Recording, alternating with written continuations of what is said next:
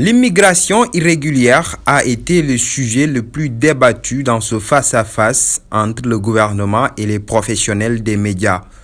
Chacun des ministres a tenu à apporter sa part de précision sur le phénomène. L'objectif du gouvernement n'est pas de dénombrer des morts. L'objectif du gouvernement est de trouver des solutions aux problèmes qui se posent aux Sénégalais. Et dans ce cadre, il s'attelle sans relâche à travers les politiques qui sont mises en œuvre sous la vision de son Excellence, Monsieur le Président de la République, Macky Sall, de trouver une solution par rapport à l'emploi des jeunes, mais également, et dans le cadre des actions préventives et répressives coordonnées par les différentes forces de défense et de sécurité, de veiller à ce que nos jeunes ne prennent plus le chemin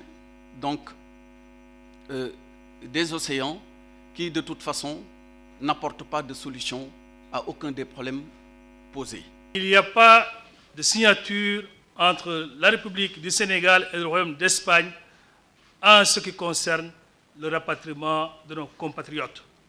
Je veux que cela soit clair et net. La convention que nous avons eu à signer, je l'ai dit, elle est relative à la prise en charge de ce qu'on appelle les pensions de retraite. Convention d'ailleurs que nous avons trouvée généreuse et que nos compatriotes d'Espagne, naturellement, ont apprécié depuis sa conclusion à sa juste valeur.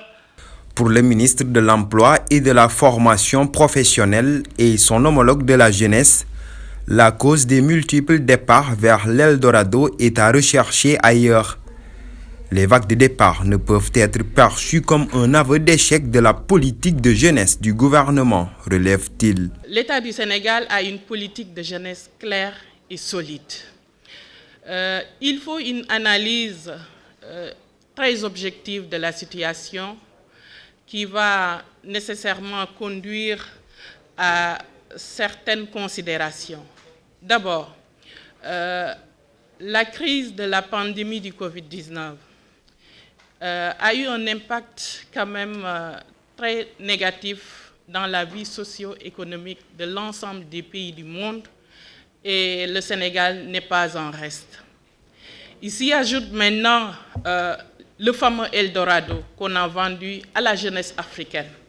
Parce que ce qu'il ne faut pas oublier aujourd'hui, c'est que ce phénomène n'est pas propre au Sénégal. Déjà au mois de septembre, on décomptait 1600 jeunes de nationalités différentes qui avaient envahi les côtes européennes. Ce n'est pas propre au Sénégal et je pense que c'est un phénomène qui est mondial et qui est principalement africain. L'autre problème qu'il faut ajouter à la situation, c'est la pression sociale. Les jeunes vivent une pression énorme, une pression inqualifiable dans les maisons, dans les quartiers et dans les lieux de travail. Oui, la question de l'emploi est une cause de l'immigration irrégulière. Mais elle n'est pas la seule cause. Les causes sont beaucoup plus profondes et multiformes. Parce que c'est la raison pour laquelle je dois d'ailleurs m'arrêter pour m'incliner pieusement devant quand même ces disparus par rapport à cette immigration irrégulière. Présenter nos condoléances à toutes ces familles éplorées. C'est vrai que l'emploi est une des causes, mais c'est la raison pour laquelle l'accent que nous avons mis sur la formation professionnelle devra nous permettre d'améliorer le taux de qualification des jeunes Sénégalais pour leur permettre d'accéder à un emploi. Parce que je le dis et je le répète, l'employabilité est un préalable fondamental pour l'obtention d'un emploi décent. Cependant, des assurances ont été dégagées pour le maintien des jeunes au bercail. Ce qu'on ignore, c'est que l'ANPEJ également a des programmes qui œuvrent dans la lutte contre l'immigration irrégulière. Si je prends l'exemple du programme Réussir au Sénégal, rien que pour ce programme, un montant de 6 milliards a été fixé là-bas pour véritablement lutter contre l'immigration irrégulière par des programmes de renforcement des capacités des jeunes dans les domaines de l'élevage, de l'agriculture, mais également dans les domaines des nouvelles technologies. Nous consacrons à la formation professionnelle et technique près de 80 milliards de francs CFA. C'est ce bond qui nous a permis de multiplier le nombre de jeunes qui étaient dans la formation professionnelle de presque de 3, en passant de 24 000 apprenants aujourd'hui à 100 000 apprenants, donc multiplié par 4. Le nombre de structures de formation professionnelle est passé de 87 à 120 au moment où nous parlons, compte tenu du programme de construction de 45 nouveaux centres de formation professionnelle prévus à partir de cette année 2020. Si nous avons pu faire cela, justement pour répondre à la question de M. Nying, la formation professionnelle et technique au Sénégal est gratuite. Si nous avons pu faire cela, multiplier le nombre de structures de formation, multiplier par 3 le nombre d'apprenants dans la formation professionnelle, parce qu'il était question de régler la question de la qualification des jeunes sénégalais. Parce que toutes les statistiques avaient montré que sur une population en âge de travailler d'environ 7 à 8 millions de Sénégalais, seuls 6% ont une qualification professionnelle. C'est la raison pour laquelle le président de la République a décidé d'investir à outrance dans la formation professionnelle et technique. Et si nous avons pu faire cela, que cette formation professionnelle soit gratuite pour l'ensemble des jeunes Sénégalais sur l'ensemble du territoire sénégalais, c'est parce qu'il y a eu une décision historique qui a consisté à reverser l'intégralité de la contribution forfaitaire à la chaîne des entreprises à la formation professionnelle. Ce qui a été une vieille doléance de l'ensemble des partenaires du système éducatif, du patronat aussi, au Sénégal. Nous avons un programme ambitieux qui se nomme Gouvernance, Migration et Développement et qui est porté par notre ministère pour le compte du gouvernement du Sénégal et le gouvernement espagnol. Ce grand projet permettra une fois de plus de mettre en place dans nos 14 régions des BAOS, des bureaux d'orientation, d'accueil et de suivi qui ont 2 principales missions. Aider à l'insertion des migrants de retour, mais faire en sorte également de fixer les potentiels candidats au départ.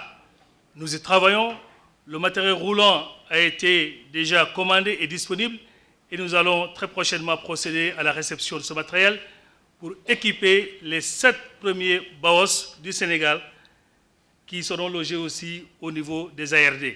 La réinsertion des jeunes immigrés. Je dois dire que le ministère de l'Agriculture, à travers l'ANIDA en tout cas, sur un budget de 45 milliards, a créé 30 500 emplois avec 329 fermes réalisées qu'on peut visiter et que nous projetons de créer encore 272 fermes supplémentaires pour 20 000 emplois supplémentaires. Ce même objectif est fixé à notre projet Agri-Jeunes Tekindaoui qui, lui, envisage de créer environ 35 000 emplois, au projet Proval CV qui veut créer 12 000 emplois pour les jeunes et au Paysan qui veut créer 10 000 emplois. Donc globalement, dans les 4 prochaines années, nos différents projets, nous envisageons la création de 100 000 emplois pour les jeunes et les femmes. Autre sujet qui a marqué ces échanges entre la presse et le gouvernement, il s'agit de la mystérieuse maladie des pêcheurs. Certains pêcheurs vous disent qu'elle n'est pas si nouvelle que ça, cette maladie, parce qu'ils la connaissent. Peut-être que c'est son ampleur qui pose problème. Somme toute, nous avons 1004 cas totalement pris en charge, dont un seul hospitalisé en ce moment. Et les lésions évoluent très favorablement au niveau de la prise en charge. Ça, c'était juste pour vous permettre d'avoir une situation du jour. À ce jour donc, au niveau des investigations, nous pouvons noter qu'il n'y a aucun cas secondaire. Autrement dit, il n'y a pas de contamination. Ce n'est pas une maladie contagieuse. Je crois que cette question-là aussi mérite d'être clarifiée. Je peux vous dire aussi qu'il n'y a pas de risque par rapport à la consommation du poisson. Le ministre de l'Environnement et du Développement durable, pour sa part, est revenu sur les résultats des récents prélèvements effectués. Aucune infection chimique ou toxique sur l'eau qui a été analysée, qui pourrait justifier bien entendu l'apparition de cette maladie. Aucune infection chimique ou toxique sur les poissons qui ont fait l'objet d'analyse. Il reste l'analyse des prélèvements effectués au niveau des algues, parce qu'il y avait des soupçons sur le fait que la maladie pouvait être d'origine algale. Malheureusement, le laboratoire Ceres Locus Tox n'était pas suffisamment outillé pour effectuer ces types d'analyses sur les algues. C'est la raison pour laquelle nous nous sommes orientés, en rapport avec le ministère en charge de la Santé, vers le centre antipoison, mais compte tenu du fait que la quantité qui a été prélevée n'était pas suffisante, une mission est retournée hier. Bien sûr, toujours sous la coordination du gouverneur de la région de Dakar, une mission est retournée hier pour faire d'autres prélèvements. Aucune piste ne sera écartée.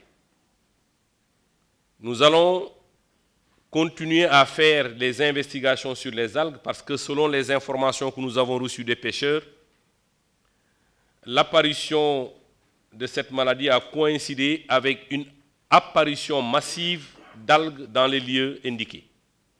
C'est la raison pour laquelle nous avons pensé à l'époque que la maladie pourrait être d'origine algale.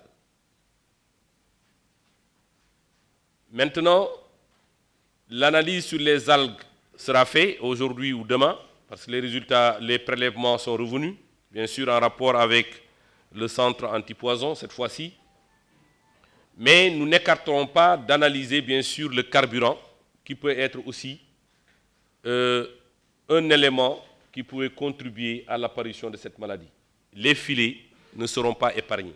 D'autres sujets touchant à l'agriculture, notamment avec la campagne de commercialisation de l'arachide démarrée le 23 novembre, ainsi que la commercialisation du sucre, ont été exposés par les journalistes devant les ministres en charge des dites questions.